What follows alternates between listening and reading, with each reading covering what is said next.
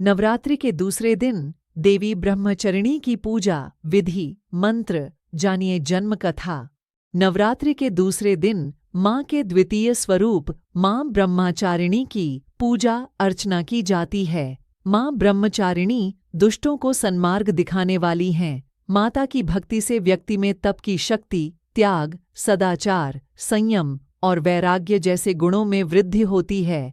ब्रह्मचारिणी की पूजा विधि नवरात्रि के दूसरे दिन माँ ब्रह्मचारिणी की पूजा अर्चना करने के लिए सबसे पहले आप सुबह ब्रह्म मुहूर्त में उठकर स्नान करें। इसके बाद मंदिर के पास आसन बिछाएं और बैठकर माँ ब्रह्मचारिणी का ध्यान करें। अगर आपके पास माता के ब्रह्मचारिणी स्वरूप की तस्वीर है तो उन्हें फूल, अक्षत, रोली, चंदन आदि चढ़ाएं और भोग में पंचामृत सबसे पहले अर्पित करें। पंचामृत अर्पित करते समय ॐ ऐं नमः का जाप 108 बार जरूर करें। इसके साथ ही माँ ब्रह्मचारिणी को पान, सुपारी और लौंग भी अर्पित की जाती है। पूजा के उपरांत माँ ब्रह्मचारिणी की आरती करें और सभी को प्रसाद वितरित करें।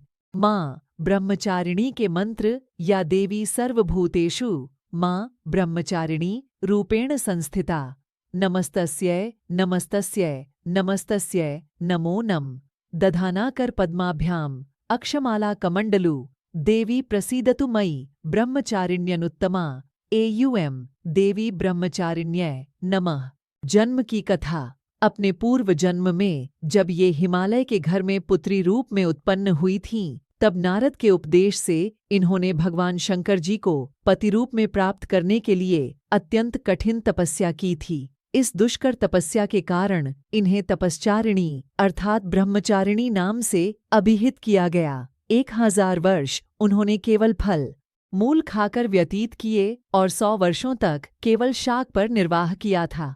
कुछ दिनों तक कठिन उपवास रखते हुए देवी ने खुले आकाश के नीचे वर्षा और धूप के भयानक कष्ट सहे। इस कठिन तपस्या के पश्चात 3000 वर्षों तक केवल जमीन पर टूटकर गिरे हुए बेलपत्रों को खाकर वे भगवान शिव की आराधना करती रहीं। इसके बाद उन्होंने सूखे बेलपत्रों को भी खाना छोड़ दिया और कई हजार वर्षों तक वे निर्जल और निराहार तपस्या करती रहीं।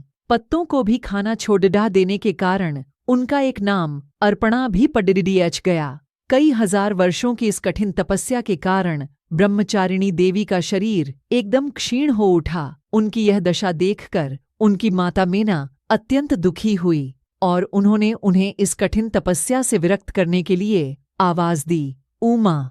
तब से देवी ब्रह्मचारिणी का एक नाम उमा भी पड़ियच गया। उनकी इस तपस्या से तीनों लोकों में हाहाकार मच गया। देवता, आर्ष, सिद्धगण, मुनि सभी देवी ब्रह्मचारिणी की इस तपस्या को अभूतपूर्व पुण्य कृत्य बताते हुए उनकी सराहना करने लगे। अंत में पितामह ब्रह्मा जी ने आकाशवाणी के द्वारा उन्हें संबोधित करते हुए प्रसन्न स्वर में कहा, हे देवी, आज तक किसी ने ऐसी कठोर तपस्या नहीं की जैसी तुमने की है। तुम्हारे इस आलोकक कृत्य की चारों ओर सराहना हो रही है।